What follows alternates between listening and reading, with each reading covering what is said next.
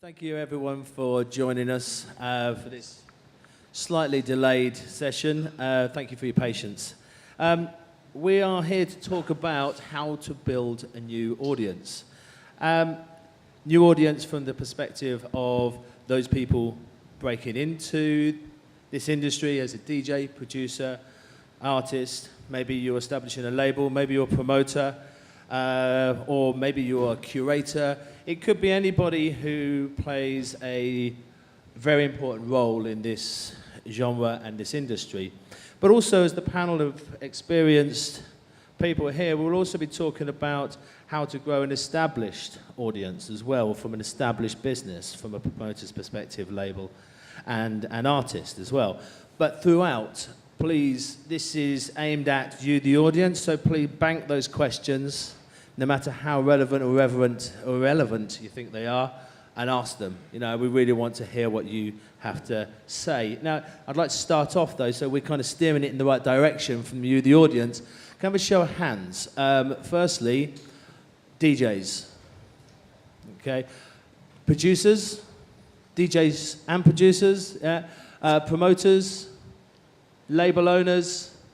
Okay, great. So we've got that represented here on the panel. So I'll start with you, Hans, on the end. Hans has got to leave us a little early, so if he shoots off in like 10, 15 minutes, not because he thinks the panel's boring, it's because he's actually got to go and get a flight. So, Hans, please introduce yourself, your business, a little about how you work in the industry, and and who your audience is. And we'll go across the panel, if that's okay. So my name is Hans. I'm up there. I DJ under the name Murdoch, and I promote this party called Rampage. And I think the reason that I've been invited on this panel is because Rampage has become really big over the past couple of years. So we've grown an audience, I'd say. As a DJ, I'll start with me being a DJ. I've been DJing for like 22 years now. And when I started DJing, you have to remind yourself I'm from Belgium. So I think my story is quite specific to my country in the sense that it's probably completely different in the UK, where a lot of these people are from. In Belgium, when I started out, there was no drum and bass scene. There was no dance music scene as such. So what I did is we threw parties in squats and abandoned buildings and cellars and basements and wherever that we could set up a sound system. And we thought that we wouldn't bother the neighbors too much. That was where we would throw parties. Back then, you didn't go to a party because there was some kind of headliner or whoever. You went to the party for whatever reason, and whoever was playing, that's the guy that you would listen to and hopefully dance to. So I was used to playing 2, 3, 4, 5, 6 hour sets because that's the way it was back then. And by playing such lengthy sets, people can't help but notice you because they're dancing to your music for 5 hours straight. Like, you could go to a club these days and miss 4 out of 6 DJs that are playing just because you take time to get in, hang out at the bar a little bit, then dance for a few hours, and then talk to some friends and go home. And you listen to like 2 or 3 DJs maybe. So as far as my audience that I have as a DJ, and again, I'm specifically talking about Belgium here, I grew that audience first and foremost by DJing at my own parties, and I got picked up by other promoters by DJing at my own parties. And I still think that even today, that is a very good way for a DJ to grow an audience. I can't really think, I've been thinking about it, but I can't really think of a very good example in the drum and bass scene. But I started a future bass, hip-hop, funk kind of concept a couple of years back. And one of my friends, who I consider to be a brilliant DJ, I made him the resident DJ. And I made sure he always played the top spots, and he always plays for like 4 hours. And he's become like one of the biggest DJs in that kind of genre in Belgium. So I think that still works today, that if you're a DJ and you throw good parties and you try to attract the people that you think you can pleasure by playing, that's a very good way to grow an audience. For me, The next big step as a DJ has been becoming, getting a show on national radio. We have a radio station called Studio Brussels. If you're from the Netherlands or you're from Belgium, you know this radio station because it's kind of the equivalent to UK's BBC Radio 1, right? It's a bit more alternative and there's room for more new music. And I had a drum and bass show there. I've had it for like 10, 12 years now. And because of that enormous platform, a lot of new people got to know me, and I got to play at a lot of new different events. Thanks for that. I mean, it's interesting. We want Hans to talk because, like I say, he has to shoot off. But, you know, as a DJ, putting yourself at the top of the bill gets yourself noticed. I think that's still relevant as it was 20 years ago. So, Amy, over to you, please. Hello. So I'm Amy. I'm Head of Promotions and Marketing at Hospital Records. So my job is to create and manage promo and marketing campaigns for Hospital, our sister label Med School, and our worldwide events brand Hospitality. So audience is very similar. Obviously, Med School and Hospital are quite different on different scales. One's been running longer than the other. We've got, obviously we'll go into detail of everything that we do. Thank you. So, Hylke. Yeah. Is one? Oh. Hi, I'm Hylke. I work for Blackout Music. I do like label stuff there. We're a small team, so it's just me, Blackson Empire, and Bauer, who does web store. So I just do like the marketing and PR and social media and some like behind the scenes label stuff. So it's kind of a mixed variation of everything. I also make music as Pythias, however you want to pronounce it. It's kind of hard, but that's what I do. Cool. Alex? Right. My name's Alex. I go by the name of A.M.C. I am a founder of Titan Records and A&R, and basically kind of what this guy over here does. But kind of delve into many aspects of within the record label part of the industry, because obviously we're not as large as people like Hospital Records, but myself have been through many things that allow me to be able to work in this industry to like my fullest extent. So, a lot of people have spoken over the last 2 days about taking risks. I've heard it mentioned a number of times. Taking risks can be extremely rewarding. You learn a lot from it. Now, question to the panelists here, and I think this is important. It might not just for the interesting to hear people's backgrounds, but I'd like to understand from everybody, what was your first job in this industry that helped you to break? You know, it may well have been the fact that you had to take a risk. You could have done something slightly illegal to get there. Okay, so Alex, I know your story. So what did you do? That makes me sound really dodgy. But basically, one of the ways that I got into the industry is I started a pirate radio station. My friend rented a place that was next to a chip shop. Really high-tech business this was back then. We went to a dump and got loads of mattresses, put them on the walls, the ceilings, you name it, just to try and muffle the sound, creating like a makeshift studio, basically. And then, went up on tower blocks and started putting dipoles together and transmitters and everything. We ran a radio station for about a year. Then it got shut down for obvious reasons. And then, we started another one up, and then that one got shut down. But by that point, I was already starting to get like residencies in local clubs. And I think that did kind of stem from the whole pirate radio side of things. So it was a bit of a catalyst for like the way everything started for me. The equivalent of a pirate radio station these days could be the curator of a YouTube channel. You know, Possibly. You haven't got a license, you're not paying the authorities.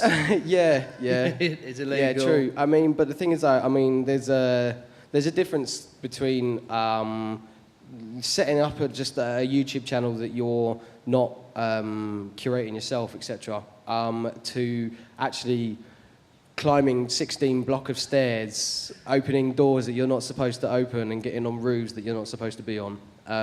But yeah, I mean, the thing is though, back then there was more dedication to that because we didn't have things like, obviously we had the internet, I'm not that old, but, but we didn't have things like SoundCloud, we didn't have things like Twitter. There are so many other ways that like an artist or a label or a brand just in general can really like reach out and try and build their audience these days that we didn't have back then. So we had to take other methods, and one of those methods was starting a pirate radio station. So Hans, you mentioned putting on illegal parties, yeah, squats, etc. You know, it was how you started. It was necessary because you couldn't. I assume you couldn't just rock up to the club and say, "I'm a DJ, give me a residency." You know, how did it grow your scene? How did it grow? Not just you as a DJ, but the audience? Well, I didn't even look at it as an illegal party. It was just a building that was there and that looked usable. And then, like, we didn't really consider the fact that it was legal or illegal. We just did it. And the first ones were like 150 or 200 people. And then, like, 2 years later, it was like 1,500 people. And I'm based in Antwerp, and you have different scenes around Belgium, even though it's a very small country and they're quite divided. The Antwerp scene was virtually non-existent at that point, and I think that just built the Antwerp drum and bass scene, which is very, very strong now. Yeah, I mean that illegal nature. It's so connected to the whole scene. I'm not condoning here. We're not saying go out and break the law and smash down buildings and do illegal parties or put pirate radio stations on, but it's an essential part of how people take risks in order to create their scenes. I mean, slightly different yourself, Hylke. How did you start off? Well, in the actual industry, like of course, like producing at home doesn't really count. But I actually started out as an intern at Blackout Music. I was doing a production for music. The electronic music production, and I needed an internship, and I did some opening shows for Blackout when it was still only a night in Utrecht, the party where I live, the city where I live, or the city where Black Sun Empire lives. It was before Blackout was a label, and I did some opening sets at their party, and then I asked them, like, yeah, I need an internship, can I do that? You guys, sounds like fun, you know, you guys know a lot about producing and maybe some other stuff. So I started out doing that. And that was at the same time Blackout, the label, was being set up. So I kind of got in from the start there and basically built up all the marketing and the way of communication that the label. So I assume when you started, you weren't getting paid? Nah, I so didn't. Again, it's, we're taking risks here. You've got to put bread on the table and food on the table and pay rent or whatever. But I still got my student subsidy then, so I could live off shit. Yeah. And how about you, Amy? So I was an event promoter in Newcastle. I did my fair share of flyering outside clubs at 3 o'clock in the morning and on the streets. And then I started working for a chain of clubs based in Newcastle. And I was there for about 3 or 4 years. And then in 2013, Hospital approached me to work for them as a promotions assistant. And then a year later, they asked me to be head of promotions. I don't know why, but I'm still here. So thank you, Chris. So lots, variety of ways of getting into the industry. You know, some of them available now to build an audience, but obviously social media is the low-hanging entry point for anybody these days. I mean, that's your day-to-day business, isn't it? How you're working, you know. How important is it now for social media for Hospital? For Hospital, Yeah. obviously it's communicating with the fans, it's creating a dialogue, it's informing people. So it's, even if you're not actually selling a product, it's still making people aware of exactly what's going on. As part of your marketing plan, is it the first thing that goes down these days? You know, does it in terms of like planning a single or an event promotion? Is it the first thing you'll do? Well, every campaign is completely different. So obviously you have to cater for the artist. Everyone has their own voice. To me, it's very important that I'm not just an admin of like Metric, for example, and then do all his posts for him. It's so important for his personality to be portrayed because that's what the fans are essentially buying into. So yeah, it's important that it's their voice. Yeah, And and there's the so many ways. conversation thereafter. Yeah, And then- you've got to create a dialogue. As we were saying backstage, you can't just put a clip up of some audio and be like, right, I've got a new track, here it is. If you've got an album, it's like, okay, so this new album's out, what's your favourite track? And it's creating conversation and responding. It's one thing just putting a post up, but you've got to make the fans feel like they are actually talking with the artist or the label directly, and again, create a conversation. And then that's an important word you use there, fans. You know, we say audience, and that's right. These are fans. Yeah. These are very loyal fans that you're engaging with day in, day out. They feel it's their lifestyle. You know, Yeah. particularly with hospital, they've got the T-shirt. Yeah, they They're buy our logging in. T-shirts, they travel the world, they Yeah. come to our events, and Yeah, they and are you our fans. Getting their feedback. Eh? Yeah, with feedback, again, dialogue. That's because it's two ways. So it's feedback. At the end of the day, if we started putting out music and all our fans were engaging with the post and going, right, this has got 1,000 likes and it's had an organic reach of 250,000, but everyone's saying it's shit, then what's the point? Yeah. So, how for you? Same method for you with Yeah. Black Sun? Well, we don't take control of our artists, their social media. We just let them do themselves. That's the most natural way.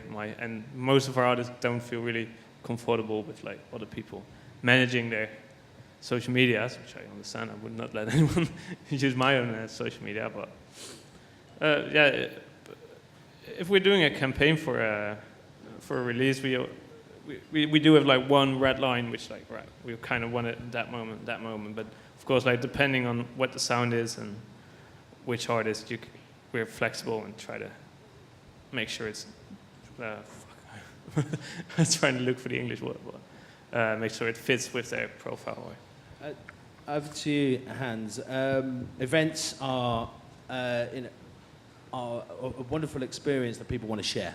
Yeah, they come into it. Before you go to an event, you want to tell your mates that you're going. Yeah, at the event and post-event. You know, how your team, who manage that, how many people is it now, and what platforms are they doing before, during, and after? You give us an idea of which platform is suitable for purpose while you're putting on an event.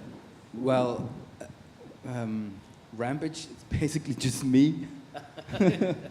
So I've got someone taking care of production, but as far as social media and the whole promotional campaign and artwork and all that, it's just me. And once in a while, I'm lucky enough to have someone that assists me for like a couple of weeks or months. But yeah, we mainly work on Facebook. That's the main thing for us. We push stuff via Instagram and Twitter, etc. But we get the most response on Facebook. And I was in a panel yesterday where I think Chris said, I wouldn't want to be a new brand right now and try to build up the social profiles that a lot of these people, these brands have today. And I agree, I wouldn't want to do that either. We have a big profile, and that makes it very easy to communicate what the night is, what it looks like. I mean, for Rampage, which is all about the experience really, because there's not that much different in a Rampage night to any other club night or festival stage or whatever, because we have the same DJs, we have the same MCs, it's the same music, but we put up an insane production that's just very, very, very, very big. It's so big that if you don't see it, you don't realize how big it is. And Facebook makes it very easy to show the people time after time again how big the production is and how cool this experience can be for you. And that is what makes people want to come. Yeah, there is a number of reports out there that show that the fans of electronic dance music, and this was an EDM report, unfortunately, but it can be equated and used to any genre, that they're super engaged more than any other music genre out there. When they go out, they want to share, they want to shout about it. So I hear what you're saying. You make the production as fabulous as possible. Next time they go to that event, they're going to drag their friends with them, and engage in that way. So do you do any after movie videos? We started doing this last year. Like every year we have an after movie. And last year we had just a string of very short clips. I'm speaking like 10 to 20 seconds. And it was just live clips, slightly edited, the best moments, of course, but these got such an amazing response. We had organic reaches over like 1.5 million in a space of 2 weeks. We didn't have to invest any money in it. It's just people watching what they experienced 3 days ago, a week ago, and sharing it. Like, we had hundreds and hundreds of shares. All of the artists that were featured in these videos, they went apeshit about these as well. This is what worked the best for us. I can imagine that working well. And if you're waiting for a full-scale after movie, you can wait weeks, if not months, to get that finished and glossy. I want to see it 24 hours after I've experienced the event. Plus, if you're talking Facebook, which is now, what, 80% mobile? So people are just like, ring, ring, ring. Okay, that's cool. Next, next. So they're not going to watch your after movie on Facebook. They got a short attention span. Yeah, so we put up 10-second clips, and that's pretty much all the attention that we're going to get. So we did an after movie, and we're still going to do an after movie, and it's cool. It's cool to show an agent, you know, this is what the event is about. But like, yeah, I think the after movie we did 5 years ago maybe had, I don't know, 200,000 views. And the one we did last year had 30,000 views. But we had 1.5 million people watching those 10-second clips. And for you, Amy, consistency of content, you know, how important is that to engagement? It's got to be fun. It's got to be stuff that people want to share and want to watch, not just repetitive, like the same shots of a crowd dancing, slow motion, lights. Like, it gets so boring. You've got to have fun with it. I'm sure you get the same. No cats. No cats. Yeah, we cats. joke in the office, we say cats on skateboards theory. Like, if you put a video of a cat on a skateboard, that will do better than any post that your artist has ever done. So we joke, but it's true. Yeah. But that's a technique used by a number of artists or labels to put up animated GIFs that seem to be irrelevant to them as an artist or them as an event, you know. Because it's got shareability. Yes. In Belgium and also in Holland as well, this is less for the UK because our age is 18 or even 21 to get into our events. You know, your younger audience. Yeah. Very much younger, yeah. You know, what, 13, 14-year-olds at the lower end? Nah, 60 you can get in. If Okay, yeah, they do get in if they're 14, like mysterious the ways. music as well, of course, as well. Yeah. The fans of the music as well. But then you've also got the other end, you know, people in up to the 30s. How do you create content that is shareable and liked and satisfying those fans at such a wide age spectrum? It's kind of how you build your brand, I think, though, because I don't know, Blackout is a bit more like serious and dark music, so you can't go full kiddie mode on that. You know, I mean, you can't make it too happy, if you know what I mean. So that will automatically probably, like, older people will be more like, okay. With it, like, yeah, fuck, my English sometimes is a bit less than I expected. But if you know what I mean, then you obviously post more mature-looking content. But sometimes, at the other end, I just post like cracking bad jokes and all that, which works for the other end as well. Alex, for you, you know, social media, as I see it, is SoundCloud. You know, it's sharing content. Well, for just us in general in Titan Records, social media is like, it's vital.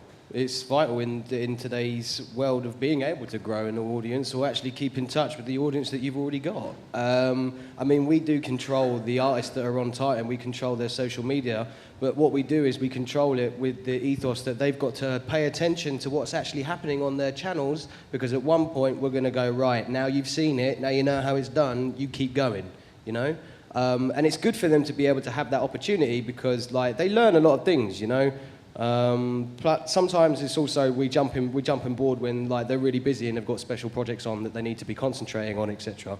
But I mean, jumping away from social media just for a minute, I know it's very important, but another really important aspect of it is actually turning up at these events and being at these kind of things like these conferences and building relationships with the people that you need to be talking to.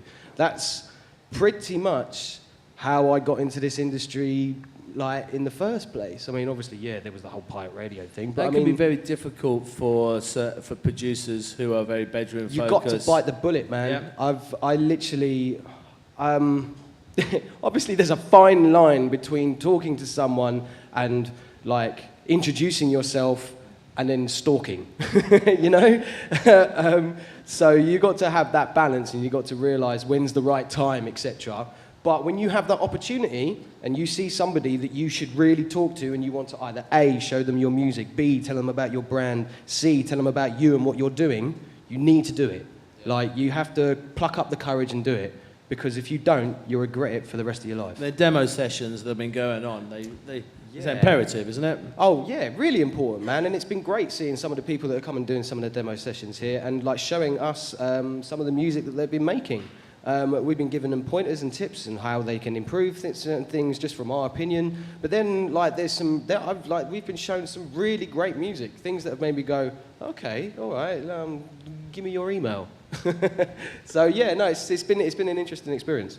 So, DJ first came into production afterwards as a producer. Yes. Which one, as a DJ, could you have got live gigs, or was there a step change as a producer? I think I was literally one of the last ones on the back end of being able to get gigs and performance opportunities just off the back of what I could do with a pair of Technics.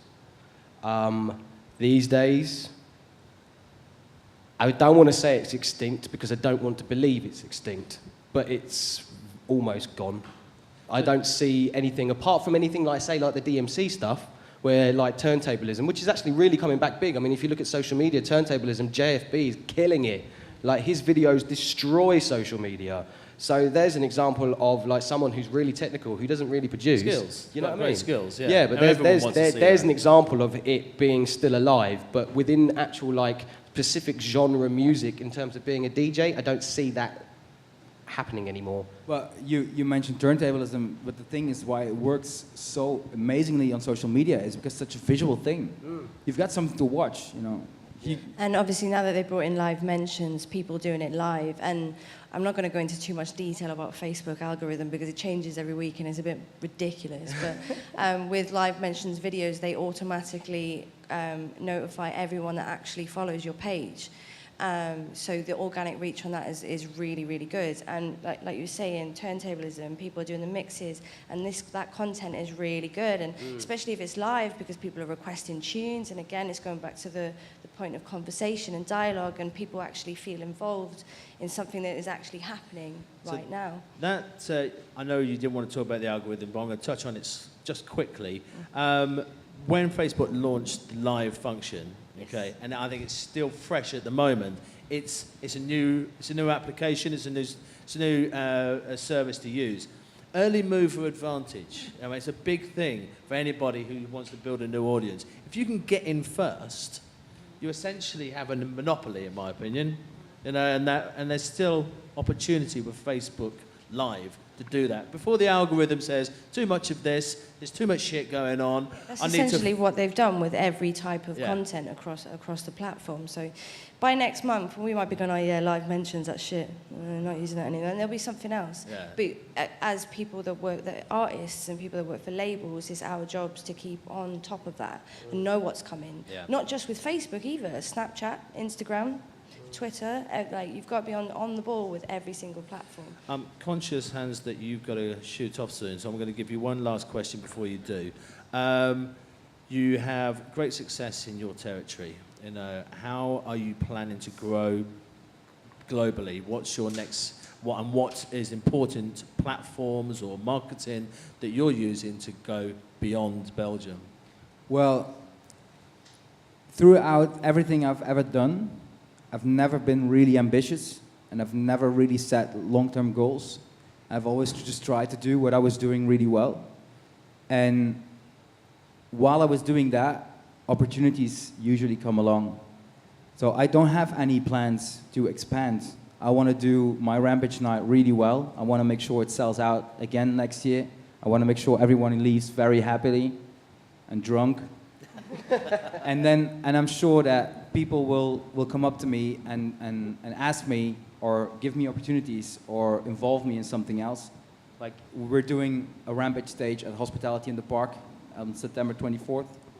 And I'm pretty sure that is because Rampage is a successful night and addresses a kind of audience that hospital might feel it's lacking from what they would attract. So it was never the plan, but I'm very happy that it's turning out like that. What I'm hearing there is quality. Yeah? Yeah. Consistent quality, time and time and The time thing, again. when it's not quality, it's not fun. You can't be satisfied if something isn't going right. So you try to do it as good as you can, and then you're happy afterwards. And if it's not good, then you're not happy, and you strive to be happy. Yeah, perfection. Yeah, is it going that far? Yeah, I mean, I'm never really happy, so I have to say yeah. Right, well, thank you very much, Hans. I know All right, you've got I'm to off. go, but thank you. So, putting that back to everyone else, in terms of going back onto the live question, Alex, back to you, and also for Black Sun as well, is how do you grow your audience from a live event? From a live event or to a live event? So you're in a live event, people have come to the party, the event, the festival, the arena, okay. What do you do, to get them to engage at that point? Well, we had a thing going on at one of our parties. It was a tryout where you had to post pictures with hashtag Blackout Utrecht on Instagram of those people at the night, and the best 5 pictures or 10 pictures would win a free T-shirt or something, and that created quite a list of nice pictures of people just sending, and we could use that again later for promotions of our next event. But you also engage them because all their friends saw them posting pictures of our event, and so oh, my friends are having fun. Oh, now I want to go here too the next time. So that worked. What were you capturing? What platform do you use? Were you capturing mobile numbers? Were you capturing email addresses? It was Instagram actually. Okay. So we just saw there. So we could just screenshot it or just download it from the website. I mean, Amy, you capturing email addresses these days. Database, how is that important? We've done it for events. So we do sign up, get a free mix, and then you get exclusive access to tickets. So because essentially you're taking something off them, so you've got to give them something in return. That's super important. Yeah, exactly. It's a two-way thing, yeah. Of course. So yeah, we do advanced tickets, and it works really well. We do that for artists as well, not necessarily just events. For Hugh Hardy, for example, he's just had his debut EP on Hospital called City Soul, and he actually hand-painted a skateboard with the artwork, and we did a competition through Tone Den where you sign up and you get a chance to win it. And because it was handmade himself, we videoed it, it was really good. That got a really good response. And so we captured emails through stuff like that. You can do it through SoundCloud, well, third-party apps that they're changing all the time through SoundCloud for mix downloads. So yeah, but it's like you say, it's a two-way thing. You've got to give them something for something in return. As it comes to music itself, how much music do you give away on SoundCloud? Do you use that tactic? The last time we did it was in January, and I think that was giving away a free EP to launch the barbecue that we did last year. It's very rare that we do give out just free tracks, but that was a one-off because at that time that was when we were just starting the barbecue, and we did a really great three-track EP, really nice summer vibes from Hugh Hardy, Crota. And I can't remember the last one because it was about 2 years ago, but yeah. And either of you two use, to grow an audience? I mean, giving it away, we've just established that two-way. Of course. If you want to take something, you give something. Oh, 100%. Yeah. We do loads of stuff. I mean, if you talk about live events, I prefer people to... I really like people watching the streams and being interactive online. Yeah, that's great. Really enjoy that. But I want these people to be there at the events. That's the main thing for me, because that whole interaction for me feels personal, It's like, yeah, you've come here, you've made the effort. Okay, what we're going to do is we're just going to get loads of our merchandise and we're just going to give it away to all of you for free. So that's that incentive. It's not the best of incentives, but you get some free merchandise when you turn up to the live events. But I mean, if you talk about SoundCloud, we've given away free tracks before as well. And it's kind of interesting how you touched on this point, because I mean, if you look at kind of more established artists, an example would be, Knife Party with that EP of theirs that they gave away for free, and then it started pinging at #1 on top of charts here and there. It was really interesting because you give away a piece of music at a 192 MP3, people are downloading it, but then suddenly it's spreading the word quicker than it would be if you were just trying to advertise like posts, etc., or trying to advertise something online about the actual release of the track itself. Another example is Prototype's track, Rocket Guns Blazing, which is really recent. They gave that away for free on their SoundCloud, 192. I swear to God, maybe not even 48 hours later, it was at #1 on the Beatport. So it gives you an example of like, yeah, giving out sometimes free things, you can see the return almost immediately. But if you don't, you've got that possibility in the history that you've actually like reached out to your audience, which is pretty much what this panel's all about. How about you, Hylke? Black Sun versed in giving stuff away? Any other artists that you've broken with promotion materials like that? Yeah, we did some free downloads of. Well, it's kind of the same story with the Unconscious track of Black Sun Empire Inside the Mind. We think we gave that away for free, and that sold really well. Did you? Gutted. What? I was loving playing that. What? You've given it away for free? I think we gave Unconscious.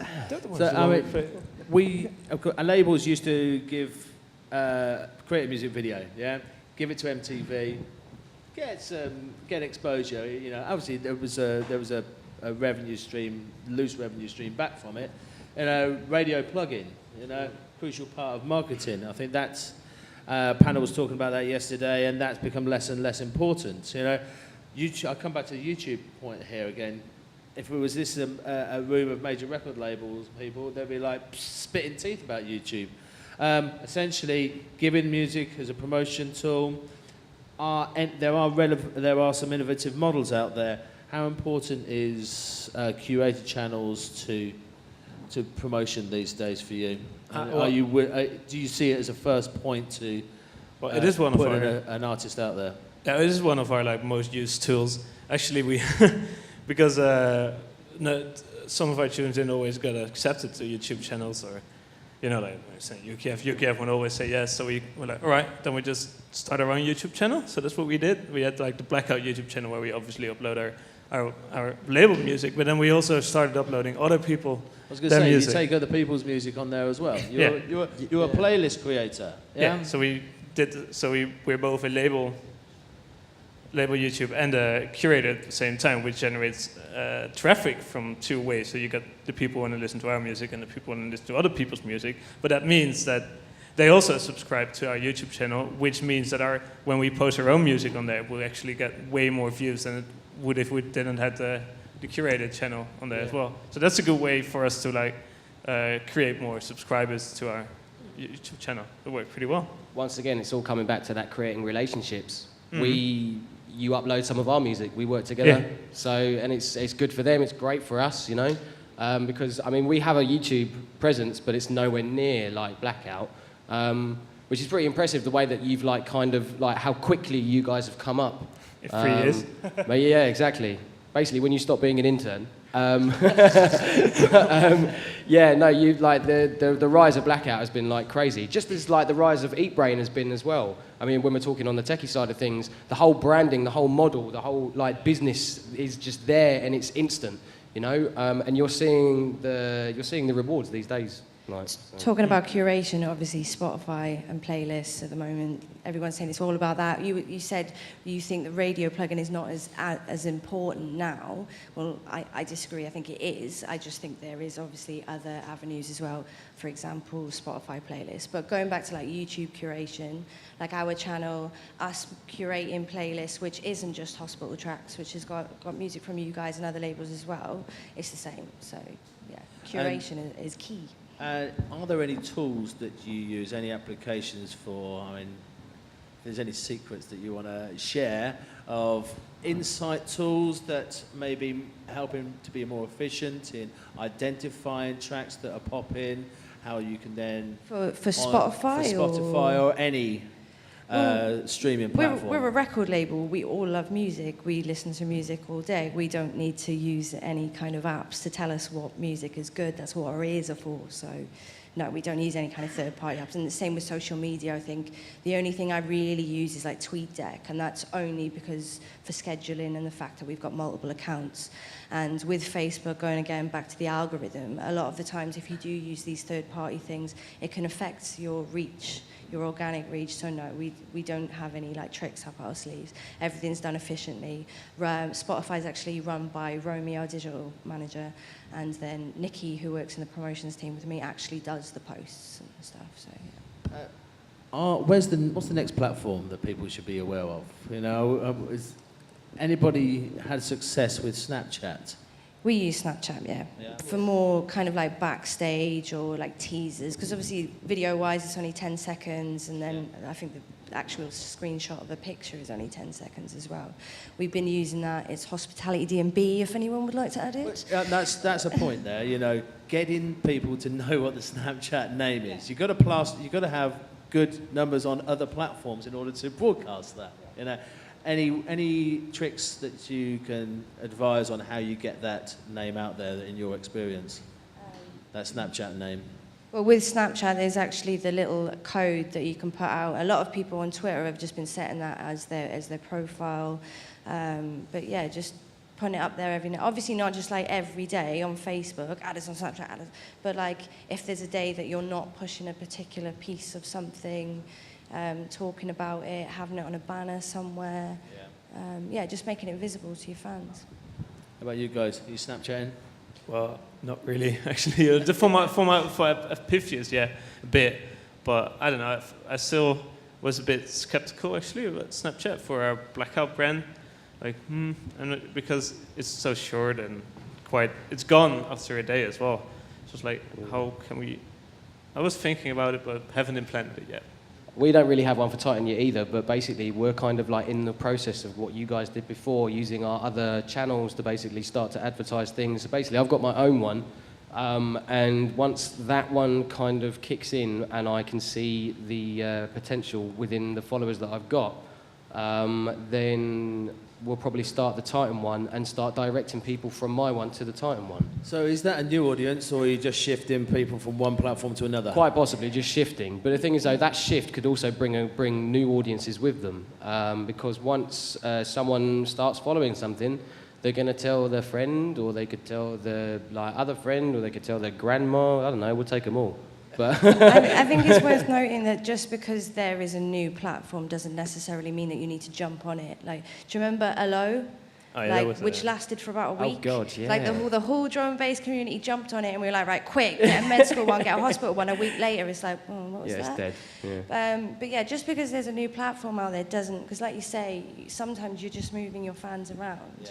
Well, you've got to test these things. Yeah, Testing you've got to you take learn a from risk. It. Yeah, you've got to take these risks. But yeah, do your research first. But yeah, but learning from it, you know, applying those successes, but also taking a quick judgment that hasn't worked, let's drop it. And it's like you're saying, not all platforms work for all people. Like with us, we have quite a young fan base, and they love watching everything that London Electricity is doing, even if he's just in his garden planting something. Like, they love it. So it's finding the right platform for the right label and for the right artist as well. So we've got taking risks, big thing. Yeah.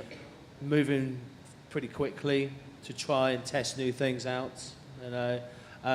Being in front of your fans as much as possible, accepting their comments, engaging with their comments, in a real way, rather than blatantly ignoring them or even just being condescending. It's a conversation. They appreciate that.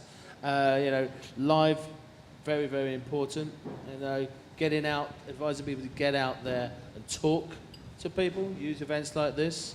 Now, I'd like to open it up to the floor. Please, any questions at all? Open to the panel.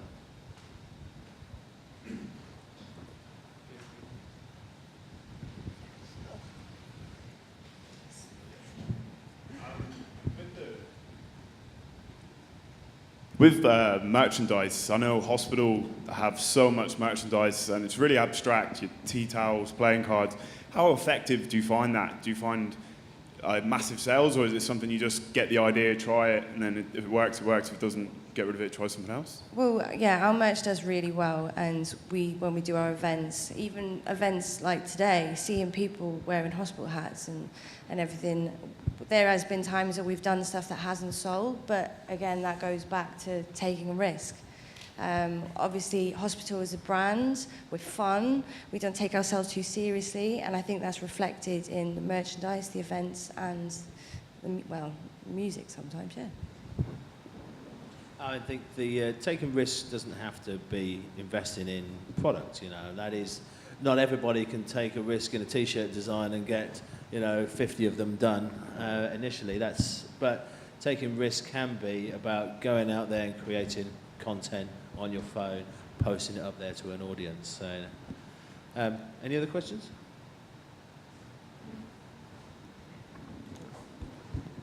Not all at the same time, please.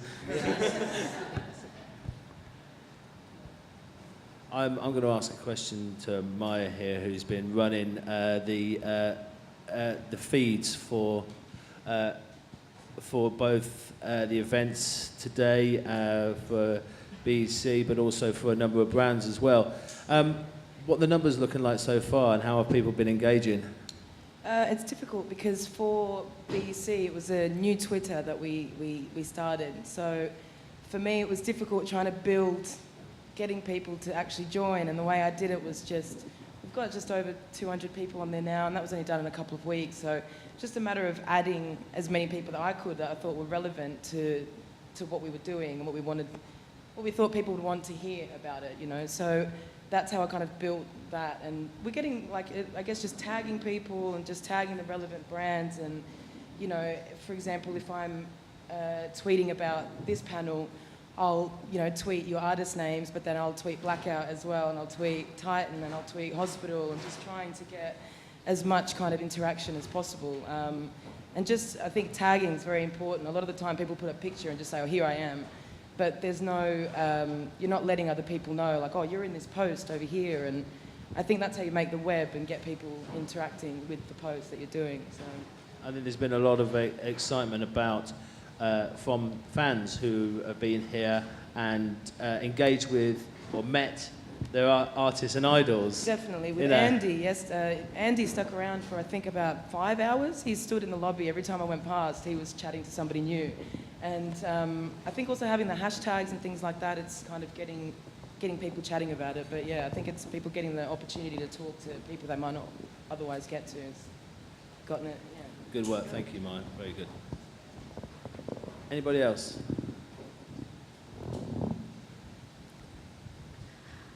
Just in regards to the algorithms, you were saying you've got to keep on top of like what's like good and keeping on top of the platforms.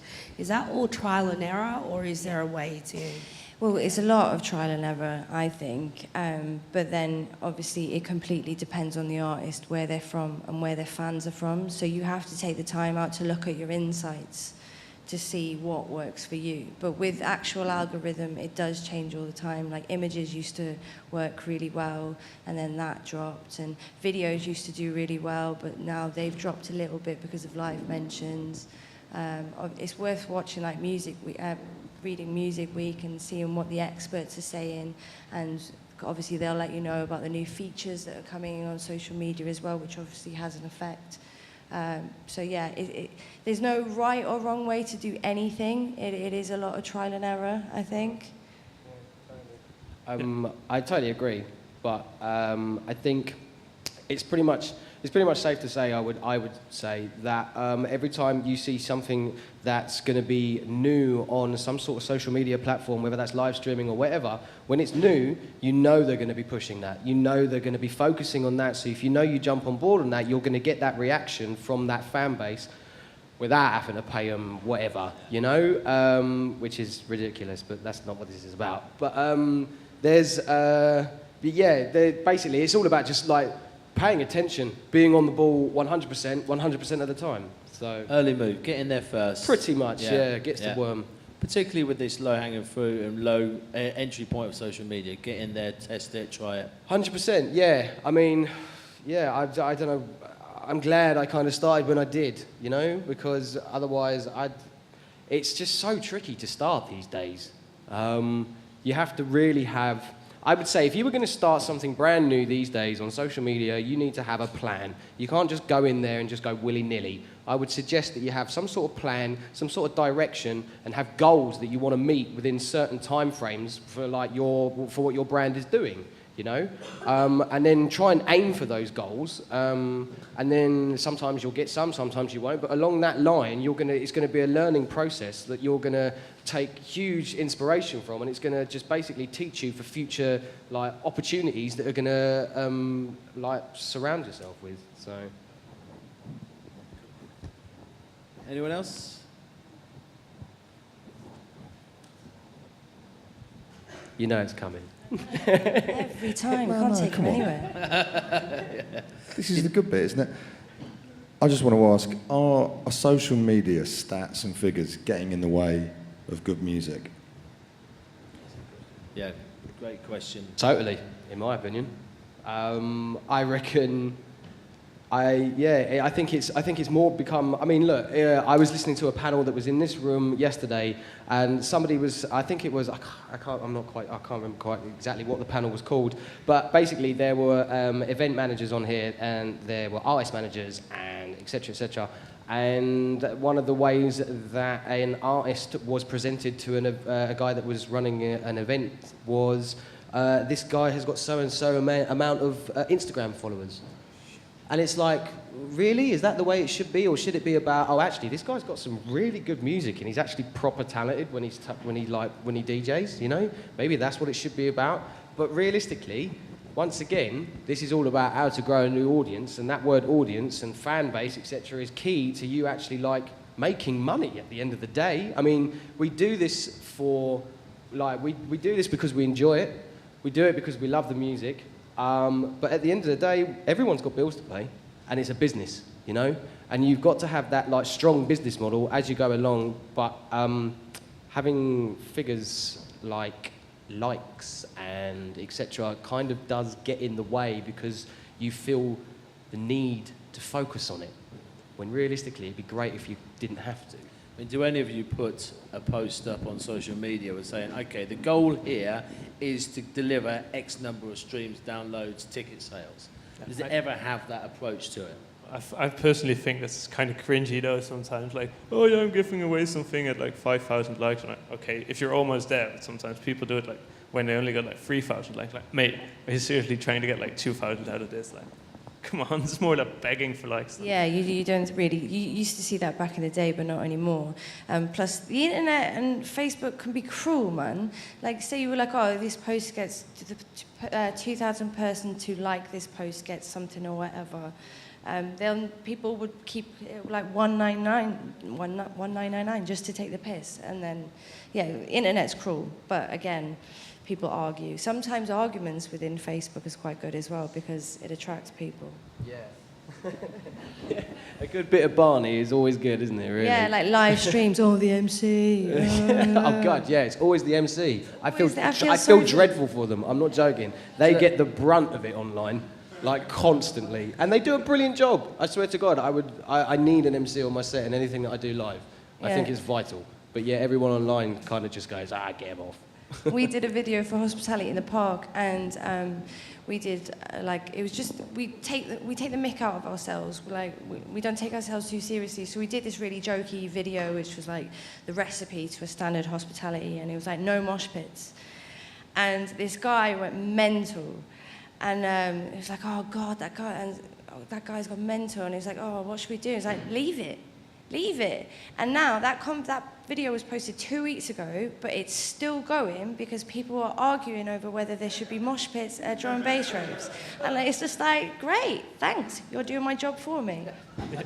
Yeah, we had exactly the same thing with a video Blacks and Empire put up of them playing at a festival in Groningen, and we're playing the new Misanthrope track, which wasn't released then, a remix he did, and same thing, mosh pit, everyone completely ballistic in the comments, okay, but then massive amount of views were oh, all right, thank you very much.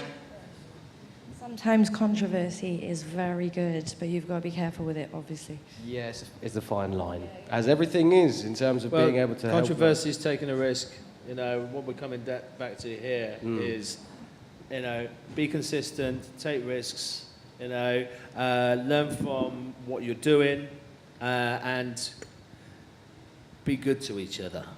You know, get out there. Yeah, get out there. Has it turned into one of those conferences? Hasn't it? Yeah, man. Let's all hug. Let's have a hug, yeah. Right. One love, brother. Thank you very much, everybody.